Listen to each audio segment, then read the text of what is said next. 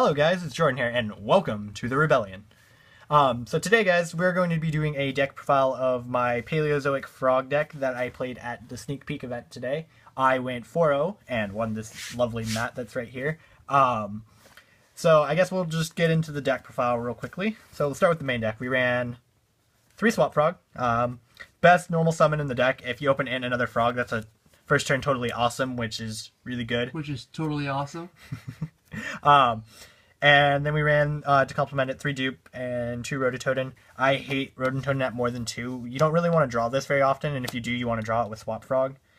Dupe Frog is good on his own because you can set it and it can be destroyed and then get a search off for your Swap Frog. The Frog Engine is also here because if you're playing Totally Awesome, because you can special summon the 6 frogs off of them. The only change I would make is I'd probably take out one of my traps to put another frog in because I felt like I needed another frog sometimes. So yeah, that'll be it for the monsters. Let's move on to the hell of a lot of traps that we play. We play 3 Paleozoic Dino. Dino basically all Paleozoics, special summon from the grave when you activate a trap card, and they're 1200-0 and they're all unaffected by monster effects. But as a trap, what he does is you target a card in the field for a cost, and then after the target resolves, if they let it go through, you discard a card and then banish it. So it's a lot better than most cards. Like it's a way better karma cut basically, and this card's probably one of the best cards in the deck right now. So, and then we're playing 3 Paleozoic pick. I have a lot of just like shorthands for these guys because they're really hard to pronounce a lot of the time, and I don't really care to learn how to pronounce them. Basically, what he does is he's a Destiny draw. You discard a Paleozoic, draw 2. Pretty good. Lets you get your plays going. And then we play 3 Ol. Basically what Ol does is he's a MST, and you play 3 because you really want to be able to get rid of back row for this deck, because dealing with back row is annoying and also good against Royal Decree and like Pendulum matchups. So, and then we play 2 Mar.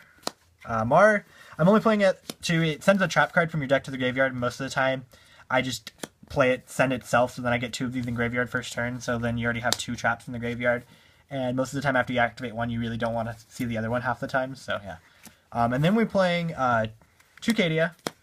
Cadia is just a Book of Moon. Targeting is a little bit more relevant now that Cosmos are not the biggest deck right now, and it's okay. I've used it a few times today to book some stuff that was important, but besides that, it's not too great. Then we ran 2 Eidolon. I like this card a lot, actually. This won me a few games today. It basically just gives your monster 500 attack and defense. I'm mainly running it for names, but it also works because you're just getting the extra damage, because this deck has a very tough time putting damage on board sometimes, since you have to do a lot of plays with the new Exceed guy, and he doesn't have any attack. So yeah. And then we played 2 of my least favorite cards in the deck, Halu. Halu's okay. He's just a shrink, and I don't think I used his effect at all today. Like, this is the only one I don't think I used his effect. I use this as discard fodder most of the time, so... and I sided out a lot. Like, I sided one of them out a lot, so I only played 1 half the time. And then we played 1 Lean. Lean just targets a banish card and puts it back to the graveyard. I made a combo today with this one. Is I was able to continue to play because I was able to put Rodent Totem fodder back for it. And after, like, using the main Exceed that I'll get into once we get to the extra deck. So, yeah. Moving on to the non-Paleozoic traps, we ran 3 Reckless Greed. Draw power is really important in this deck to keep the advantage since you're playing traps, and you lose a lot of advantage sometimes since you're wanting to put a lot of your traps in the graveyard.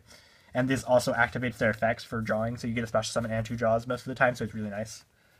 And then we're playing 2 Jar Greed and a Legacy of Yada. These should be Legacy of Yada Grassus. I just don't have them. Again, just more draw in there. You can easily just activate these traps.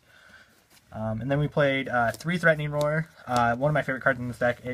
Basically, you get to do this so you can protect your monsters who usually would get ran over really easily, so you can actually get a bunch of swarm your board really fast with it if you have multiple traps to activate on your opponent's turn. And it just gives you another turn to live. And this deck's really good at stalling. So, moving on to the 1-ofs, we ran 1 Bottomless, 1 Time Space, 1 Quaking, 1 Warning, and 1 Jar of Avarice. Resolved this once today, resolved this multiple times today, and actually Jar of Avarice back and then drew into it. So that was kind of funny. Didn't get to resolve this at all today, and resolved that once.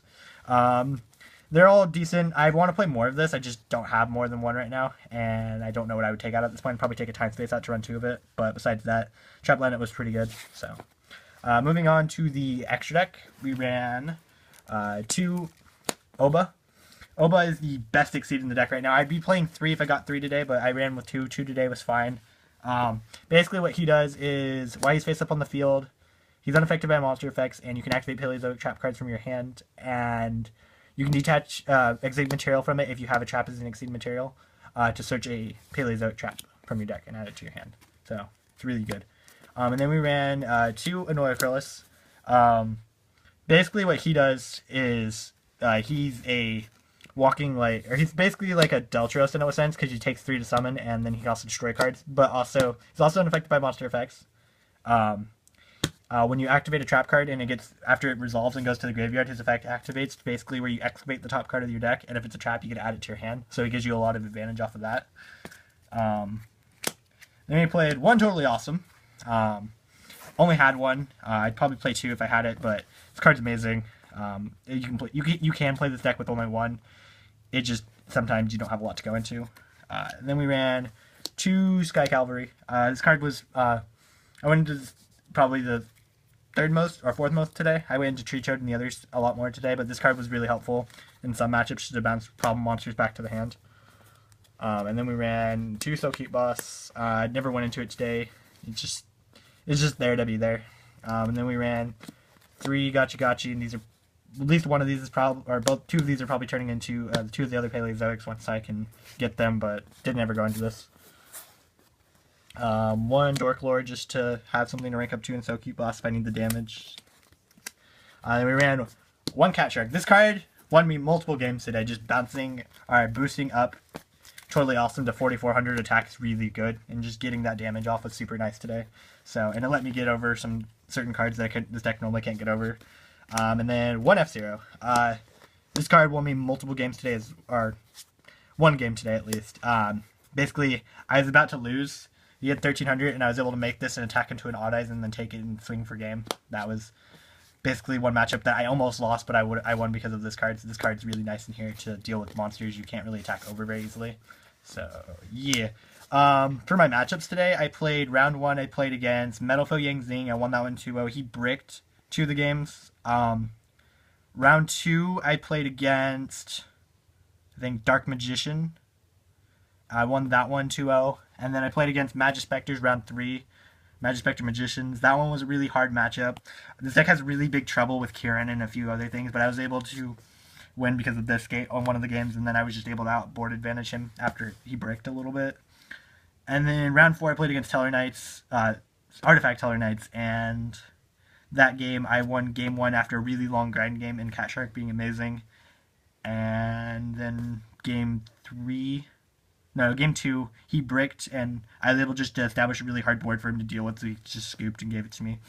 And yeah, that's it, guys. If you have any suggestions besides stuff that I mentioned in the video, if you leave them down in the comments below. Leave a like rating if you enjoyed the video, and that's it. See you guys.